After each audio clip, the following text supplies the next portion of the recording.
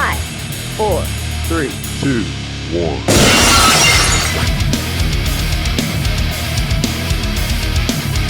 Put everything down and crank your speakers up. It's time for The Realest Podcast. Oh yeah! We got us a new world champion! And what is going on, guys? You're listening to the Realest Podcast, and welcome to March 21st, 2017 Smackdown Live Review. Joined by Andrew Best, like always. What's going on, Juan already in the chat? Good It's Smackdown. one! It was a good Smackdown. At least in my eyes, it was a good Smackdown. It was an okay Smackdown. I was up and down with it. I thought, even with bad segments, I thought, okay, well, at least this segment made me laugh. Even though it was bad, it made me laugh. Oh my god, the vignettes with the Miz and Maurice, that was the highlight of the night for me. Oh, really? Yeah, it was. 100%. Oh, wow. See, for me, I don't know. I thought tonight just in general was good. I'm not upset, but I'm not a fan of Shane jumping off, going into the table again, because I thought it was iconic last year when he did it with Undertaker, and now he did it again. It kind of gets. Well, that's wow. its thing, What's though. up, He does it every time. Jamie, I don't know if you saw, but I did respond to your comment with the show earlier. I don't know if you saw that or not, but we love it too, and thank you very much. Yeah, I mean, Uso. Juan's right. We have some new tag team champions. I know that you have a different opinion than I do. I mean, what'd you think? I know you're kind of more heated about this. Well, you build American Alpha up to be like this A-list tag team, and then you don't do anything with them at all. And then you're just going to hand the titles over to the Usos before WrestleMania. If they had dropped the titles to them at WrestleMania, I would have been fine. They drop them the titles before Mania, and it's kind of like, well, now what? That should have been our feud for Mania. Now it's like, all right. Well, I mean, it still is whatever, but I mean, for the title. I mean, that's what it should have been with American Alpha going in as the champions. But who else? And it's like, all right, let's drop it now. Well, I mean, who else goes against them? The Usos. That's all they got right now. Or, you know what? We could have Breezango go up against them. I mean, they only were taken out by Nikki Bella and John Cena tonight. I mean, they're such a premier tag team that they got taken out by both Nikki Bella and John Cena tonight. I mean, I'm at a point where Fandango and Tyler Breeze need to break up. I mean, I've been a fan of Tyler Breeze for the longest time. I know, again, longtime listeners know this. I've always been behind Tyler Breeze. I've always thought the guy deserves a lot, and he's gotten nothing, which stinks. But I mean, what can I do about it? I mean, really. I think it's the best thing for the tag team belt because, and here, this is going to be a different opinion, obviously, but, I'll be straight with you. I don't think the Alpha's doing that much with the belt. I mean, they're really not. That's because they haven't put him in anything with the belt. Yeah, you're right, but, I mean, they're not doing anything good with the belt. They're really not in any good storylines. You really don't know who the characters are other than their Ready, Willing, and Gable. Which they haven't really even pushed at all on television. You see, that's the thing. They're neglecting that. They were neglecting them for other storylines. And, they just put up this whole proxy thing with the Usos. And this is like, all right, well, we're going to have the Usos beat, American Alpha. No. Well, No. Well, what other tag team is there? There is no other tag team because they haven't developed their division. And instead of utilizing the division that they do have or could have had, like bolstering the Ascension or other teams that they could have tried, you just have Jimmy and Jey Uso to throw at them. And I'm not a big fan of Jimmy and Jey Uso to begin with, so I was cool with their heel turn. I liked them a little bit better with their heel turn, but what I do not like is a lack of story. And this is the one thing that SmackDown has dropped the ball on, in my opinion. Has been the lack of story with the tag team division. Really, both brands. But before we do continue on about the tag team division, yes, Juan made a point, or not a point, but he asked. Vince McMahon was in a car accident earlier today. It's not it's nothing serious. It seemed like a little fender bender, from what I understand. From what I also understand, he walked away from it. So, in other news, JR's wife was in an accident, and if let me pull up the tweet, I think she has a few things like it's critical. Needs to say. Hang on, let me pull up his Twitter. It doesn't look good for him or for her. My wife. This is from JR at JR's Barbecue or Jim Ross. My wife Jan, my little angel, was hit while riding her Vespa, and has multiple skull fractures. She's in surgery now. We need a miracle. That was 18 hours ago. So JR's wife apparently is not looking good at all. Hopefully everything goes well for him and his family and his wife. So we'll see if anything happens. We'll be sure to talk more about that. As of right now, that's all we know. So yeah, that did happen. But again, back to the tag team division. I mean, both brands have really hit or had a miss with their tag teams. I mean, Raw, you have the potential of Enzo and Cass. Enzo and Cass in my opinion, they're still a big failure on the main roster.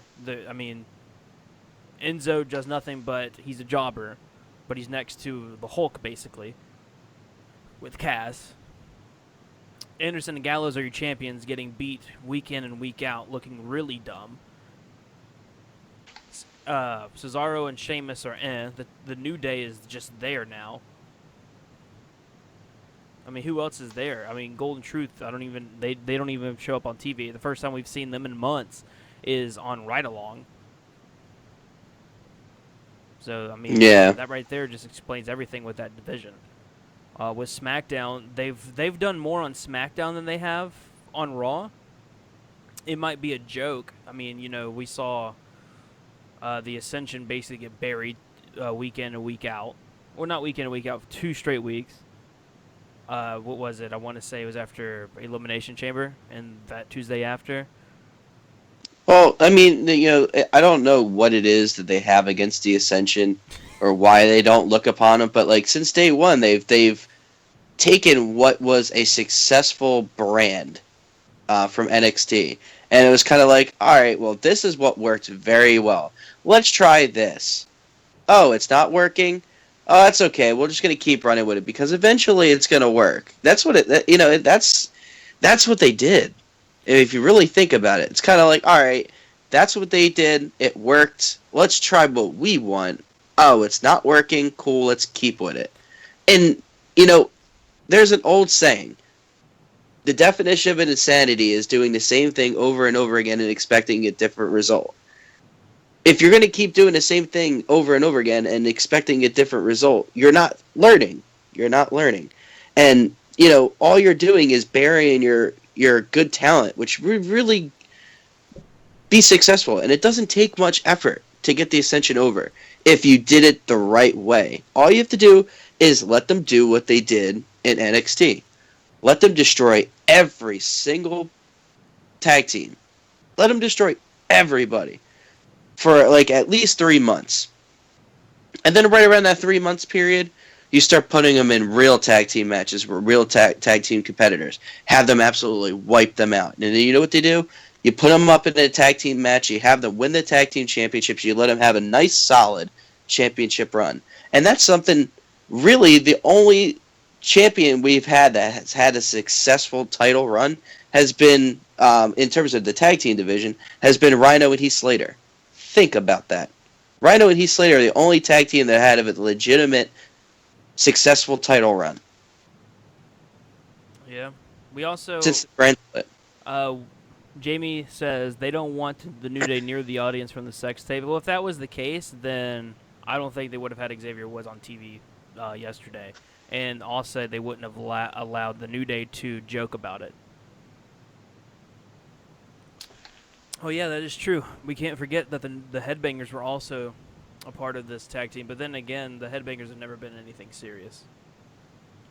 No, not at all. It's just like when they said that they were going to put him in there, I was kind of like, all right, well, that's interesting. They're going to be the Dudley Boys replacement, and it's like, oh wait, they're not even here. You know, They here once. Bully Ray almost debuted last August, huh? What, Bully Ray on On Raw. WWE? Yeah, he almost. They were gonna get rid of the Dudley Boys, or it was either when the Dudley Boys debuted or if I'm not mistaken. I might have it flip flopped right now, but he was real close to having them debut, which I would have been cool in my eyes. Mm. No, the character Bully Ray, sure. Yeah, you don't know who Bully Ray is. Well, I mean, I've heard things, so you know. He's in ROH right now. As far as I'm concerned, Make sure you watch know, ROH. I'm all for it. I saw that they disabled the comments on the New Day video yesterday. If they did, all they're doing is trying to basically keep it clean because, and I don't blame them, because people out there are gonna do nothing but troll and have that comment section be nothing but dirty comments and saying nothing but bad things. So I don't blame them for doing that. Can't wait for Eva Marie to come back at WrestleMania and win the championship. Honestly and truthfully, I see Naomi coming back. Out of all, I could see Naomi easily coming back, and she being that last person, being in their hometown. That's just me. Yeah, that's what it's looking like. Yeah. But we'll see. Yeah, we will. But I will say that tag team championship match was outstanding. Oh yeah, it was a great match. Like I said, I'm not knocking the Usos. I don't at any point think that they're terrible competitors. I've never said that they're terrible.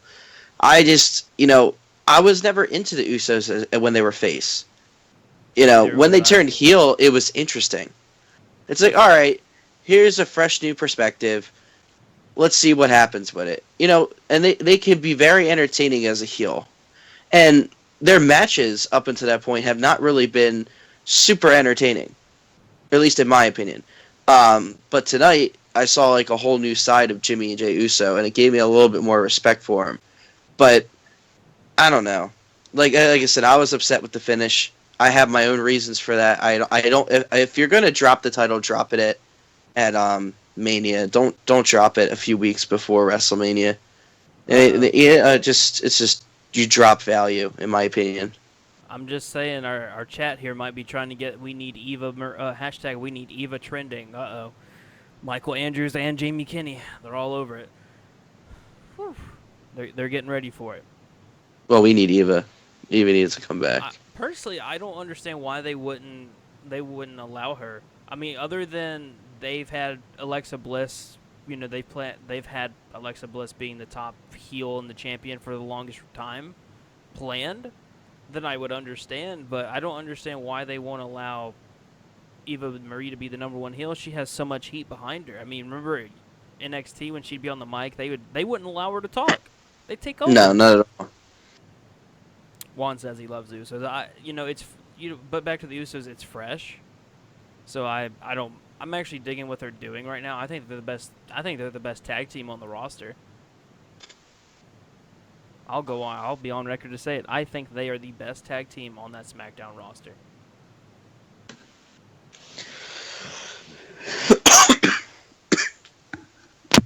All read everything. All read everything. Well, it's all black everything. She changed her hair color. So That's nothing that she can't fix in like a day. Whatever. What else happened? What did you think about Bray Wyatt playing mind games?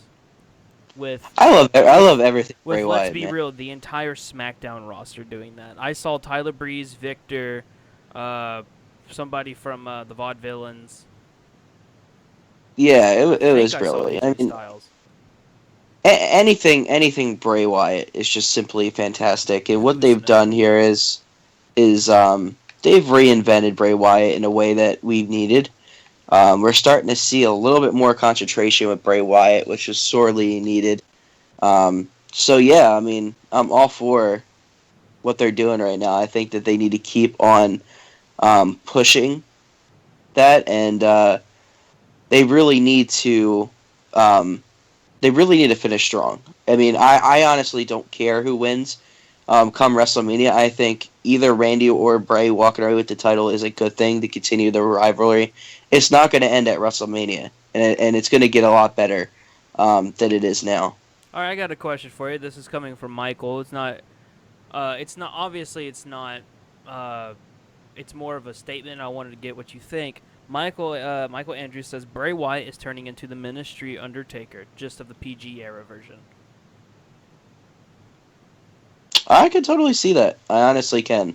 And that's what made the Undertaker very appealing to a lot of people is that Ministry of Darkness type, and you know, with Bray Wyatt kind of adopting that role from the Undertaker, it's interesting to see it day in and day out now, as opposed to only seeing it once a year or once a month with the Undertaker. So it just like I said, they just got to keep moving along, keep it fresh, really give Bray Wyatt the freedom to be crazy, because that's what a lot of people respect out of it. Mm-hmm. So something else, and especially we're going to be talking about in keeping it real, is we have seen Mauro Ranallo miss. It's been 2 straight weeks for me. Did he miss the week I wasn't able to do the show? No, he was there that week. So Mauro He Ranallo has missed last week because of snow, and this week because he was sick. Something apparently, is up. Something's up. Yeah, because either he's no longer a part of the something was up last week because people have. I thought I heard somebody say "get well soon" or tweet "get well soon" somewhere, that he might just be sick or something. No, I think something's up. So apparently Mauro Ranallo suffers from. I say suffers. He basically does. He suffers from bipolarism. So, needless to say, what people are thinking is, since he's getting close to apparently the end of his contract, that they think that he just doesn't care anymore, which is why we have him really messing up a lot of the recent shows.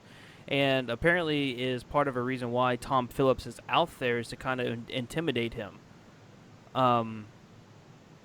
So there's more to this than meets the eye. Also, if you follow Mauro Ranallo on Twitter, the guy is on Twitter 24/7, and he hasn't tweeted since I want to say last Tuesday. He even tweeted out whenever someone said that Mauro Ranallo was making an appearance. He even said maybe snow will keep me from there also.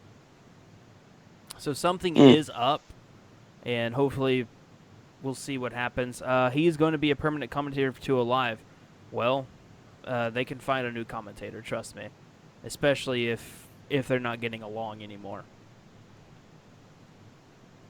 That's a shame. But it's also been rumored that Ranallo is getting offered by UFC to be the new play-by-play because Mike Goldberg is no longer the play-by-play.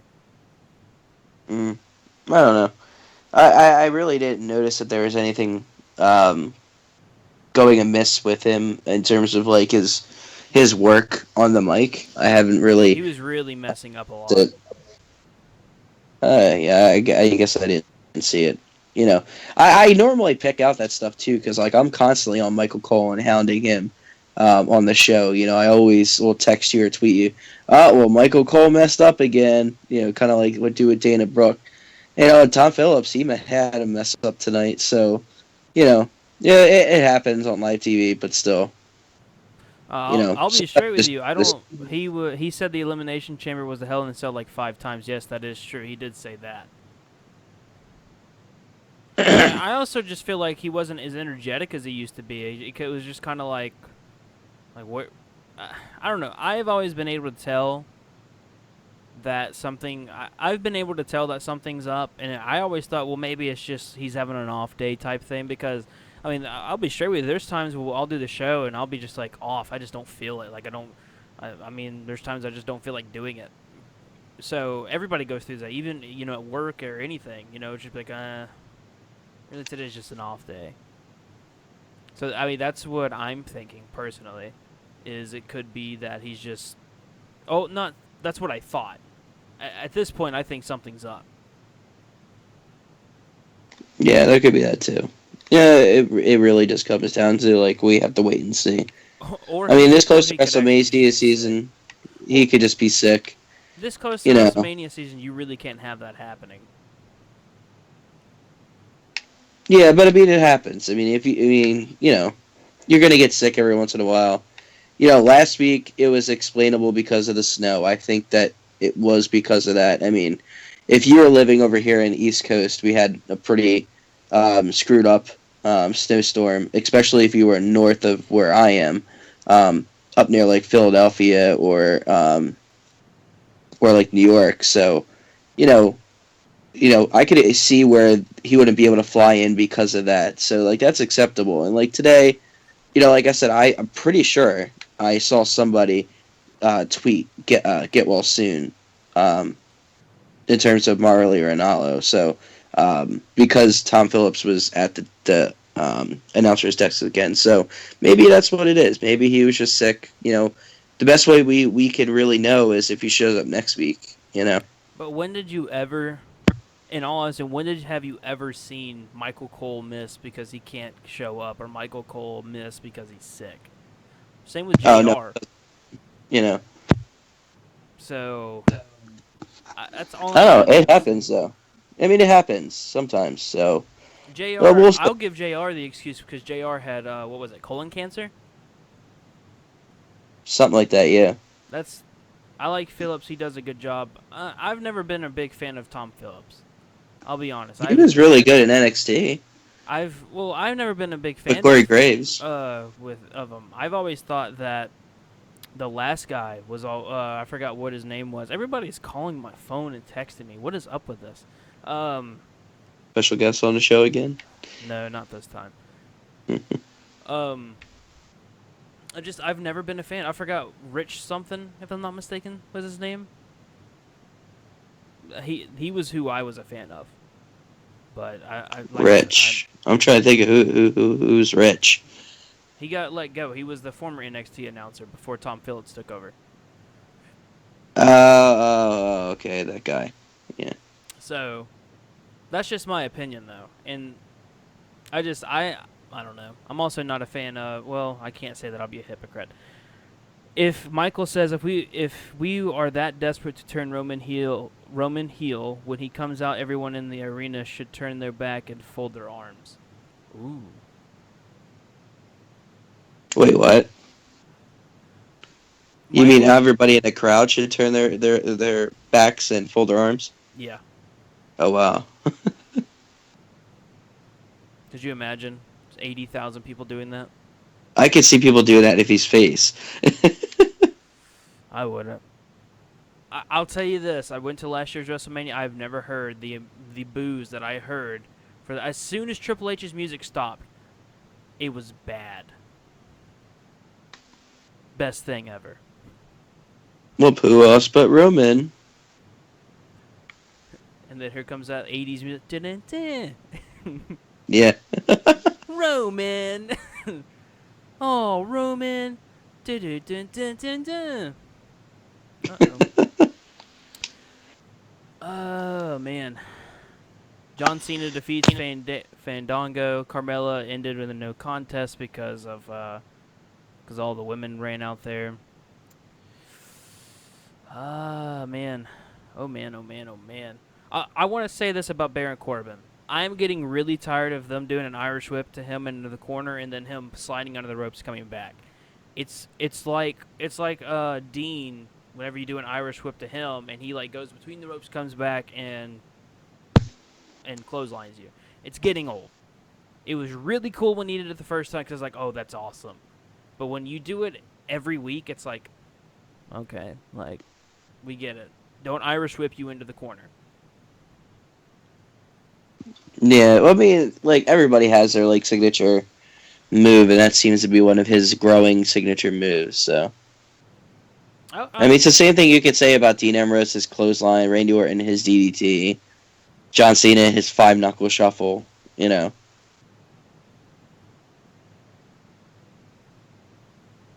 Uh-oh. Uh-oh. Jamie Kenney says Nikki Bella just buried Tyler Breeze.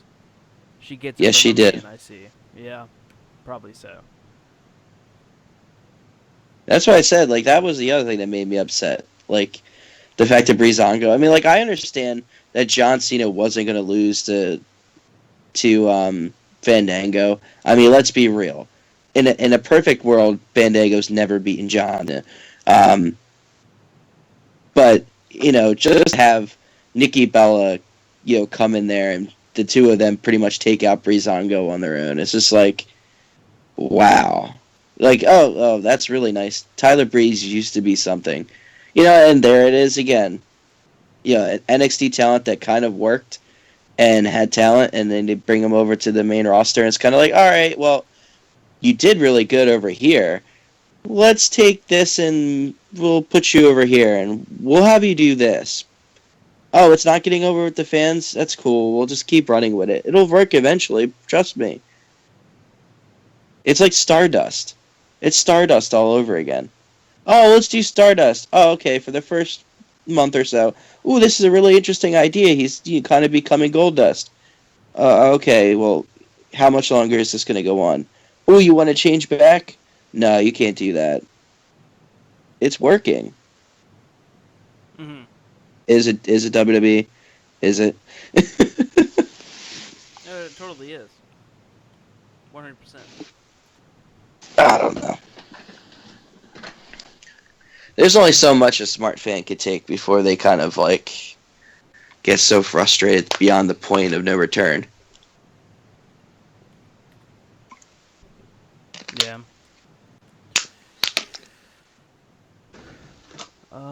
Wait.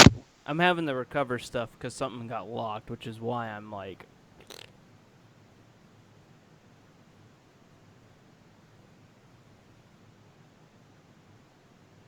So give me a second. What was your youngest child's nickname? What? Uh-oh. Got ourselves a problem. Seeing Tyler Breeze makes me want to cry more than I watched Raw last night. Jamie Kinney says, I'm not joking. I fell asleep during Raw. On the first hour. That's why I couldn't make the stream yesterday. That's fine. Raw wasn't good. When is Raw ever good? Yeah. Well, I'd Raw's say not that good. last week's Raw was actually pretty decent. Even though... It was decent, but it wasn't good. But for Raw, that's good. But for Raw, that's good, which is really sad. But, it's just... man. Come on. It's 2 weeks to WrestleMania. Less than 2 weeks to WrestleMania, man. Next week, you have to understand, this week is a go-home show. And if Raw has given us any hint on their stance on go-home shows, I'm glad I'm not going to the show in Philadelphia next week. Right. Because I would be so Wait, why upset. aren't you going? Oh, because I know it's Raw. You can't do that. You gotta go. No, man, I'm gonna save my money for a better show. I'm gonna get, good tickets for Takeover and Royal Rumble. Oh man, okay. I'm gonna do both, man. I'm doing both. You are. I'm doing Takeover and I'm gonna do Royal Rumble. I'm definitely doing Takeover. The Royal Rumble's up in the air, huh? Here's what I'm deciding. Whether or not I should go all out for ringside tickets or like close to ringside, like floor tickets for NXT Takeover, and whether or not to do it for Royal Rumble. Oh, you guys. And honestly, I'm thinking I'm gonna do it for Takeover. You guys are getting like total behind the scenes here. Your sister, is she?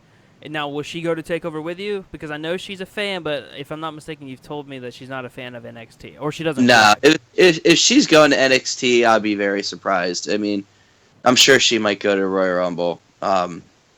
But I mean, it just depends. Like, I honestly feel like I'll be satisfied with like a nosebleed seat for the Royal Rumble, as opposed to like a floor seat for a Takeover. Because I mean, that's normally the more exciting pay-per-view. And you know what? Maybe that's going to be good for WWE programming, because that'll be the week that the Royal Rumble actually outshines Takeover. It's the day that I actually go there for the floor seats. Yeah, we got to figure. You got to download Skype on your phone. On my phone? Yeah, that way whenever you go, we can just call you right after. You can tell us how it went. Yeah, I could do that. But yeah, that's what was my whole rationality behind it. I was like, I know if I go to Raw, it's going to be disappointing. So I'm not going to spend the money on it. I rather save the money, Oh get better. man, or take I'm already jealous of Jamie Kinney right now. He went to the NXT Takeover London event. How was it, by the way? Like, obviously it was awesome to watch, but how was it experience-wise for the crowd? Like, I'm extremely jealous right now because I'm sure there's nothing like it because the NXT crowd is live on the network when we hear them each and every week. So I'm sure they were crazy good. oh, here's what's crazy. at I could London. have went to the Dallas Takeover event, but Chris Well, yeah, I'm said no. surprised you didn't. Well, Chris said no, Uh, that he wasn't going to go because I straight up said, "Look, I'd rather go to Takeover. I don't want to go to WrestleMania. Like Takeover, I'll have a blast, but with WrestleMania, it's like it's up in the air." He said, well, I'm not going to drive up there just to watch Takeover. And I was like, oh my goodness, really? So we ended up just doing that. The crowd was the best thing, and they were always chanting while Raw and SmackDown crowds are dead.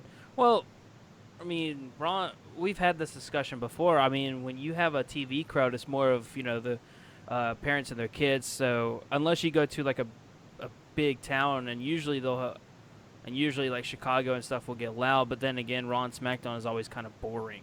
Or not boring, it's more progressing storylines, and it's not more of, no surprises really. Right. Yeah.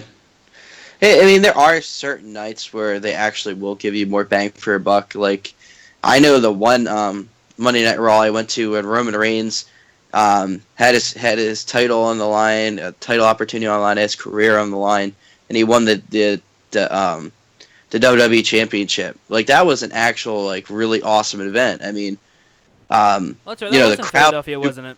Yeah, it was. When It Vince was. got It him was one over. of the Vince shows. got him over. Vince got him over big time, and I was so surprised by it. It didn't last long, but he got him over. And people were going nuts when he won the championship. I remember that. I remember thinking that was when we first really started. At the time, it was called Wrestling Rocks, and I remember thinking, "Wow, Roman! I'm behind Roman," and then just like it ended. I was like, I'm Yeah. Well, I mean, like they built the groundwork. I mean, like you really haven't seen Roman in a feud that compelling. That was an awful To where feud, too. It ended awfully. Like, it did end it awfully, but right there in Philadelphia that night, it was perfect. It was absolutely perfect. It was like Roman's career was on the line. People were nervous. Roman was getting everything thrown at him. Vince was coming at him. Sheamus was coming at him. The United Nations was coming at him. It was just Wait a it was. second. Jamie, you cheer. I honestly have never really cheered for Roman, to be honest with you. Like, I've always been against him. Like, he's never really caught my attention to make me want to stay and cheer for him. Michael Andrews says, I only go to Raw shows to talk to people at the concession stand. Sometimes I just forget the show. See, like, I'm the Yes, opposite. I wouldn't do that. I mean, I wouldn't spend the money on going. That's the whole reason why I'm staying home from this week's show. I know it's going to be terrible, so I'm like, no, I'm not going to do it. I'd rather just save my money and go to a better show down the road. Honestly cannot believe I didn't catch this. Jamie says it's the League of Nations, not the United Nations. Yeah, League of Nations. I didn't even catch that you said that. Yeah, I mean, it's so terrible. I'd rather just think about. Here's what's funny is I had WWE 2K9 or I don't remember what it was. It was one of the 2K games, one of the first 2K games. Randy Orton was the cover, and I remember them doing that story or that angle. It was like basically all the English people. It had Drew McIntyre, William Regal, Sheamus, and I don't remember who the other person was, but they had all of them, and they were basically their own faction. And of course, it broke apart, but they were their own. And seeing League of Nations, I immediately thought, holy cow, they're doing the video game angle. So, yeah, you're right. Oh no, it wasn't 2K. It was just WWE 12. I think that was like my first. That's my first and last WWE game that I've owned. To be straight with you, I play them all. I'm a freak. I buy them every year. the old one was fun. My favorite one is SmackDown Shut Your Mouth. That's my favorite one. Oh, the one with Brock Lesnar on the cover or whatever. Yeah, that was interesting. 2K. Where you could ride around on Undertaker's motorcycle and grab people and chuck them a mile. Oh my god, it was so fun. SmackDown versus Raw 2007 was fun too. That was fun. The first 2K, Yeah. 2K14. Yeah, I'm sorry. There's just so many now. My favorite wrestling game of all time though is WCW versus NWO on the Nintendo 64. Now that was fun. I never played any of the Nintendo 64 games. It's like the one system I didn't own. I have one in my living room right now. We're missing a piece to it though. Not a piece, but like a plug-in. But I have it there, and I would like. There's this one like created person I have who is the champion of all I think he's the champion of all the belts. He just took everything. He did. He was awesome. Move out of your way, Eva Bray. Coming after the title. Oh, man. What's up, Reckless? Reckless is here now. Shut Your Mouth was the best game ever. Was. Oh, man, Reckless is back. Oh, yeah.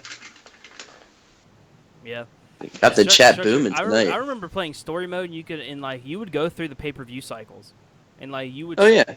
And, I remember wrestling Kurt Angle and his, I remember being Rob Van Dam and wrestling Kurt Angle in his, shave his head match.